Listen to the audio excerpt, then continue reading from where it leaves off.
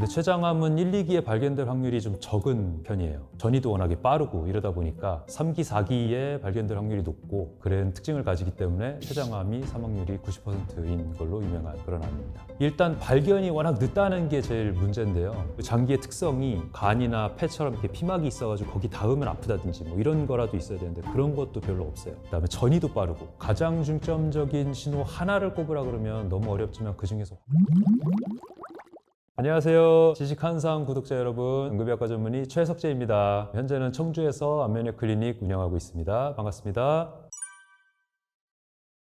췌장암 하면 가장 무서운 암으로 꼽히죠. IMF 시절에 읽었던 소설이 생각나는데요. 소설 아버지라고 보셨나요? 거기서 시한부 인생 선고받은 췌장암 걸린 아버지 얘기가 나오거든요. 삶을 정리하고 가족들과의 관계 이런 거에 대한 소설이었는데 거기서 나오는 시한부 삶을 결정지은 암이 바로 췌장암입니다. 췌장암이 발견이 워낙 늦고 그다음에 발견됐을 때 사망률이 평균 90%일 정도로 무서운 암이기 때문에 사망률이 제일 높은 무서운 암 하면 췌장암을 떠올리는 이유죠. 이게 진단 기수에 따라서 어느 위치에 따라서 보통은 사망률이 다 다르잖아요. 근데 췌장암은 1, 2기에 발견될 확률이 좀 적은 편이에요. 초기에 발견될 확률이 적어요. 증상도 워낙 애매하고 전이도 워낙에 빠르고 이러다 보니까 3기, 4기에 발견될 확률이 높고 그러다 보니까 4기의 사망률이 워낙에 높고 그런 특징을 가지기 때문에 췌장암이 사망률이 90%인 걸로 유명한 그런 암입니다. 일단 발견이 워낙 늦다는 게 제일 문제인데요. 증상이 일단 애매해요. 우리가 췌장암의 제일 대표적인 증상 하면 소화불량 같은 증상이랑 상복통 그리고 체중 감소 이런 정도인데 대부분 일상적으로 있을 수 있는 증상들이잖아요. 상복통이 있는 거 체할 수도 있고 위염이 있을 수도 있고 12지장 궤양, 위궤양이 있을 수도 있고 체중 감소 같은 경우도 다이어트해서 그럴 수도 있고 음식을 좀 잘못 먹고 또 구역감 아니면은 식욕부진 이런 게 있으니까 그래서 못 먹어서 빠지나 보다 이렇게 생각할 수도 있고 이러다 보니까 눈에 띄게 체중이 감소되고 이랬을 때는 좀 늦은 경우가 있고요. 게다가 이제 다음 증상인 황달, 피부 색깔 변화 이런 것들이 나타나기 시작했을 때는 너무 늦은 경우가 많죠. 이미 간 전이라든지 담낭 담도를 막는 경우가 되기 때문에 그럴 때는 이미 4기 암으로 진단을 받고 치료를 위해서 전전긍긍하시는 경우가 많이 생깁니다. 췌장암의 초기 증상이라는 건 없어요. 왜냐하면 췌장이라는 장기가 우리 복부에서 보면은 이제 앞에 드러나는 장기도 아니고 만져지는 장기도 아니고 후복막 장기라고 하거든요. 위가 이렇게 있고 12지장이 있고 12지장 뒤에서 관을 통해서 이렇게 연결돼서 뒤쪽 등 쪽에 가깝게 있어요. 그리고 그 장기의 특성이 간이나 폐처럼 이렇게 피막이 있어가지고 거기 닿으면 아프다든지 뭐 이런 거라도 있어야 되는데 그런 것도 별로 없어요. 그다음에 전이도 빠르고 주위 장기들이 관, 췌장이 이렇게 췌담관이라고 하잖아요. 간, 담낭, 담관 그다음에 췌장이 이렇게 옆에 있기 때문에 그쪽으로 제일 잘 가고 그 다음에 뒤쪽으로는 대혈관이 자리를 하고 있고 대동맥, 대정맥 그리고 뒤에 척추 있고 그리고 나서 이제 앞쪽에 다른 장기들 이렇게 다 있고 모여있기 때문에 전이도 굉장히 빨리 일어나는 편이고요. 그중에서 특히 간전이가 제일 빠르고 이러다 보니까 초기 증상이랄 게 뚜렷하지가 않습니다. 그중에서 제일 초기 증상이 이제 소화불량이랑 상복통, 체중 감소 이런 건데 그래서 한 가지만 가지고 이거는 난 췌장암을 의심하고 병원 가서 검사를 해야 되겠어 이렇게 얘기하기가 굉장히 어려워요. 그래서 평소에 상복통이 있었던 분이 검사를 내시경 같은 걸 해봤는데 별게 없고 이상하게 한 6개월 이내로 3, 4kg 이상 빠졌다. 혹시나 하지 않을까 하고 검사를 해봐야 됩니다. 근데 문제가 또 하나 있어요. 검사가 쉽지 않아요. 이게 초음파를 보통 우리가 복부 문제가 있을 때 초음파를 보거든요. 내시경 초음파가 이제 제일 대표적인 검사인데 그 내시경 초음파로는 췌장을 보기가 쉽지가 않습니다. 그래서 췌장을 보려면 복부 조형 CT를 찍어야 그나마 좀 볼 수가 있는데요. 복부 조형 CT에서도 뚜렷하지 않은 경우도 있고요. 그렇기 때문에 초기에는 놓칠 가능성이 굉장히 높은 암입니다.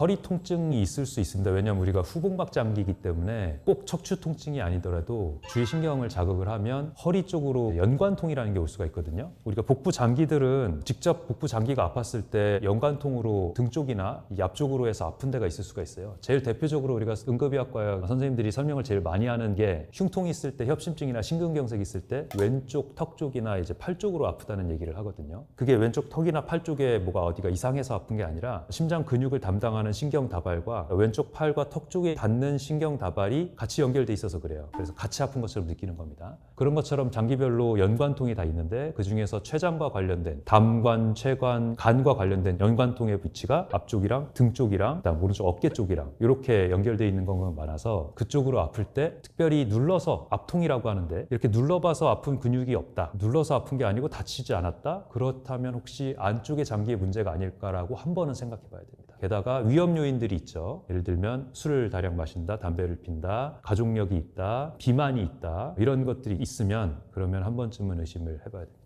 만약에 당뇨가 있다고 이게 오래되면 췌장암이 된다, 요거는 아니에요. 당뇨가 오래되면 췌장염이나 이런 것까지는 갈 수가 있는데 직접적으로 췌장암의 전 단계다라고 얘기할 수는 없습니다. 하지만 췌장암이 있으면 갑자기 없던 당뇨가 생기기도 해요. 당뇨라는 게 이제 갑자기 소변으로 당이 나오고 혈중에 당이 올라갔다 내려갔다, 당을 제대로 우리 근육 세포들이 쓰지 못하는 단계가 되는 건데, 그게 췌장에 문제가 있으면 췌장이 원래 베타세포라 그래서 인슐린을 분비하고 조절하고 그다음 소화 기능을 올리는 그런 효소들을 분비하는 장기잖아요. 근데 거기에 제일 대표적으로 생기는 암세포가 췌관에 있는 세포거든요. 췌관 세포가 암으로 되는 경우가 많으면서 췌관을 막는 경우가 많고, 그러면서 소화 효소가 잘 안 나온다든지 인슐린 분비에 문제가 생긴다든지 이랬을 때 갑자기 당이 확 오르거나 내리면서 당뇨를 진단받는 경우가 있어요. 그럴 때에는 췌장암을 의심을 해볼 수 있는 한 가지 요인이 되고요. 그래서 특히 50대 이상에서 갑자기 당뇨를 처음 진단받았다, 이렇게 되면 췌장에 문제가 있어서 그런 게 아닐까, 췌장암 가능성이 있지 않을까라고 한번 생각해보고 검사를 적극적으로 찾아봐야 됩니다. 당뇨가 있는 사람들, 그러니까 당뇨도 당연히 췌장암의 고위험군 중에 하나예요. 그렇다 그래서 당뇨가 있으면 췌장암의 정단계다, 이렇게까지 연결을 지는 건 무리지만 갑자기 생긴 당뇨는 췌장암을 의심해 볼 수 있는 요인이다라고는 거꾸로 생각해 볼 수가 있는 거예요. 가장 중점적인 신호 하나를 꼽으라 그러면 너무 어렵지만 그 중에서 황달이 첫 번째예요. 왜냐하면 황달이 있을 때, 췌장암이 진단이 됐을 때 황달이 있을 확률이 40%로 높고, 물론 황달이라고 다 췌장암은 아닙니다. 황달은 간의 대사에 문제가 있어서 빌리루빈이 대사가 안 돼서 생기는, 피부로 나타나는 문제이기 때문에 간염, 담낭염 심할 때, 아니면은 담도염에서 막혔을 때 역류돼서, 내지는 이제 췌장의 문제, 췌장염 심할 때나 이럴 때도 다 나타날 수가 있기 때문에 간담도 질환의 전체적인 증상이기는 해요. 하지만 제일 가능성 연결해 봤을 때 소화불량이나 체중 감소, 식욕 부진 이런 것보다는 황달이 가장 직접적인 연관성이 높은 증상이어서, 황달일 때는 절대 지체하지 말고 빨리 원인을 찾아야 된다라는 말씀 드리고 싶습니다.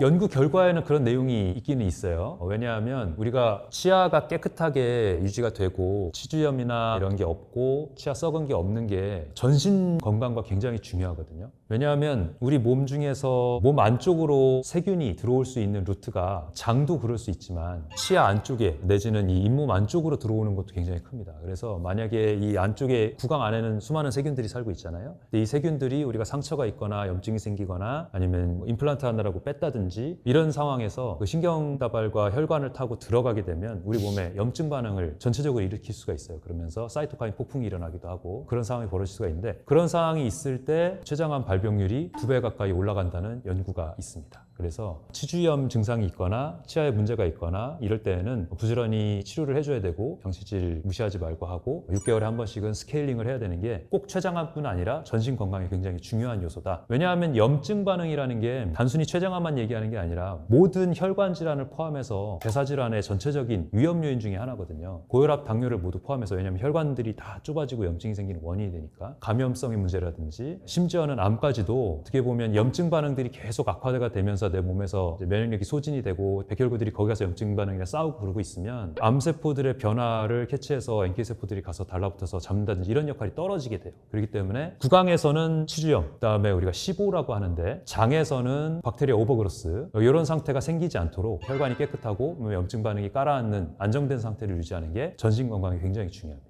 박테리아 오버그로스라는 거는 내 몸에 장 안에 있는 유익균과 유해균의 비율이, 유익균이 훨씬 이렇게 많고 유해균은 좀 적고 그런 상태로 유지가 좀 돼야 되는데, 그렇지 않고 유해균들이 너무 많아지고 유익균들이 적어지는 상태를 얘기를 해요. 그렇게 되면 이 유해균들에서 나오는 독소들과 내 몸에 있는 장벽들이 면역 반응으로 싸우느라고 장벽에 있는 세포들이 느슨해지고 염증 반응 때문에 공간이 넓어지고 하면서 박테리아들이나 아니면 그 내독소들이 우리 몸의 세포 안쪽으로 밀려 들어오게 되는 그런 반응을 얘기하는 거거든요. 그렇기 때문에 그런 걸 막으려면 장 건강이 유지가 될 수 있게 유산균을 넣어준다는 것보다는 유산균이 잘 살 수 있는 환경을 만들어주는 게 훨씬 더 중요합니다. 그러려면 제가 항상 말씀드리는 현미밥으로 식사를 중심으로 하고 초록색 채소를 중심으로 식사를 하셔라, 고기, 생선, 계란, 우유, 유제품 같은 경우는 멀리 하셔라라는 얘기를 여기서 한 번 더 드리게 되는 거죠.